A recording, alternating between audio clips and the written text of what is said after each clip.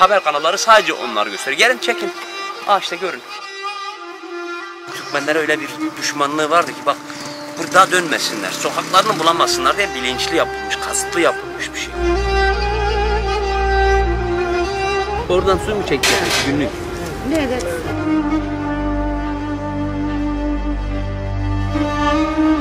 Eğer diyor ev orası, yani çok büyük bir yıkım.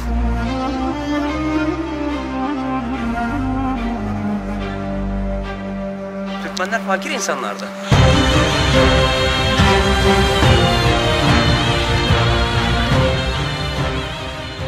Buralar Türkmen mahalleleriydi. Buraları bilerek yıktılar.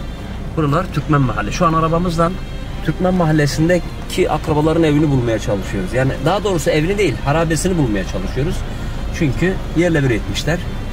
Gördüğün gibi Eymen, buralar dayısı hep Türkmen mahalleleriydi. Burada her köyden var. Ohuf'tan vardı, Sandı'dan, Kalkım'dan, her köyden vardı. Bak. Şimdi baykuşların mesken olmuş. Şu karşı bina, arka binadan bilirim Muhammed'in evini. Hele orayı bulalım. Yani yerle bir etmişler, demirlerini, hurdalarını almışlar. Çekelim, çek. Git, yavaş yavaş gideceğiz.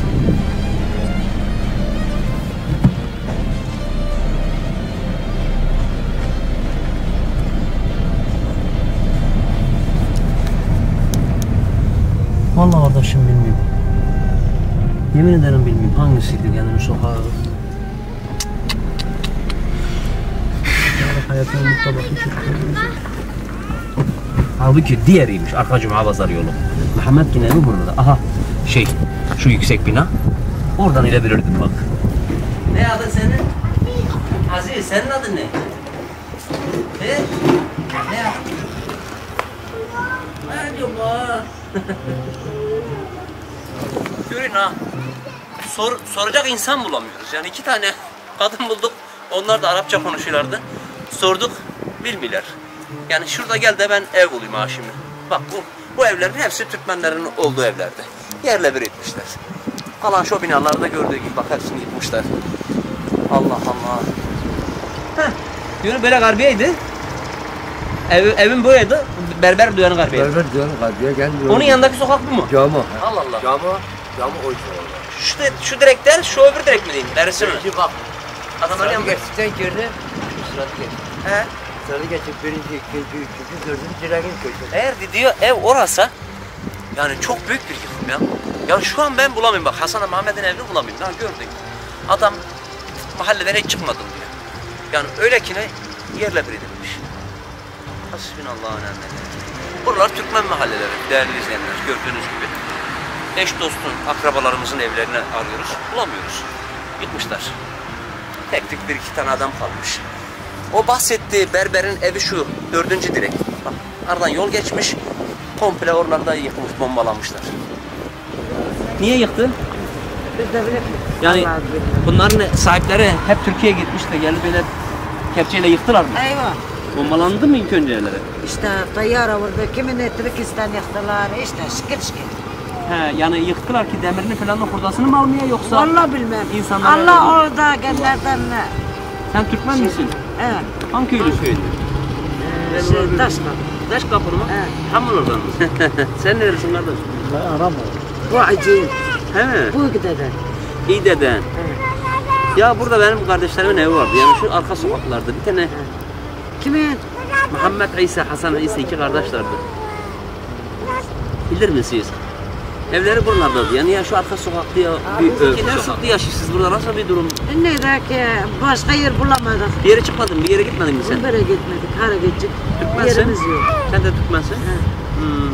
Biz harfim acıyor yani. Biraz zor olmuş galiba. Elektriğiniz yok, suyunuz Yok. var mı?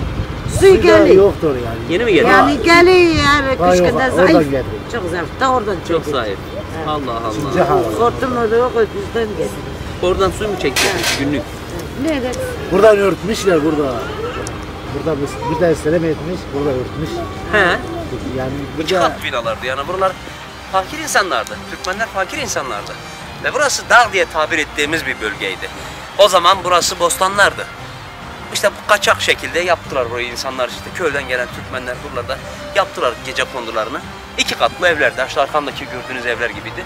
Şurayı bir göster. Bizim tarife aldığımız ev şu 3. 4. direğin oradaymış. Ben o berberden akrabalarımın buradaki evlerini bulabilirdim. O berberin olduğu yerde işte adamın tarif ettiği yer orası. Her bir de şu sokağa bakalım. Sanmıyorum ki bu sokak olan. Hepsi yıkılmış. Şimdi hiçbirbirinden ayırt edemiyorum. Neresi? Artık bir saatten beri dolaşıp daha bulamıyorum. Çünkü hepsini yıkmış. Öyle bir zalim ki, öyle bir zalim ki, yani öyle bir gıcıklığı vardı, öyle bir Türkmenlere öyle bir düşmanlığı vardı ki bak burada dönmesinler, sokaklarını bulamasınlar diye bilinçli yapılmış, kasıtlı yapılmış bir şey. Bunların hepsinin Türkmen olduğunu biliyordu. Çünkü bak şehrin içinde gösteriyor, işte Halep'te her şey normale biniyor. Sokakları temizlemeye başlamışlar, sokaklar süpürmeye başlamışlar. 2 tane ihtiyar elinde süpürge o parkları, ana caddeleri, kalenin çevresini temizlemeye başladı. Haber kanalları sadece onları gösteriyor. Gelin çekin. İşte görün. Bakın şu mahallelere. Bakın şöyle. Bu da biraz iyi. Burada daha birkaç tane ev sağlam kalmış. Gel şimdi şu yıkılan evleri de göstereyim.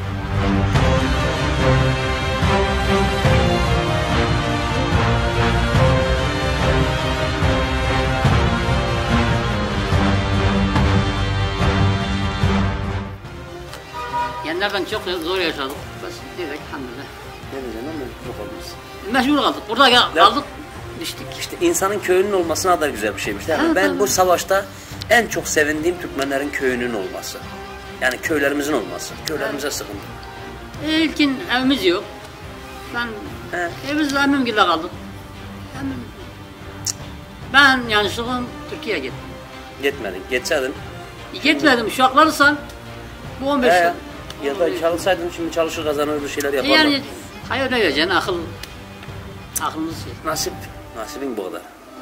Ya nasibim. Ne vereceksin şimdi? Nasip Nedir değil. sen? Boş. Boş ya.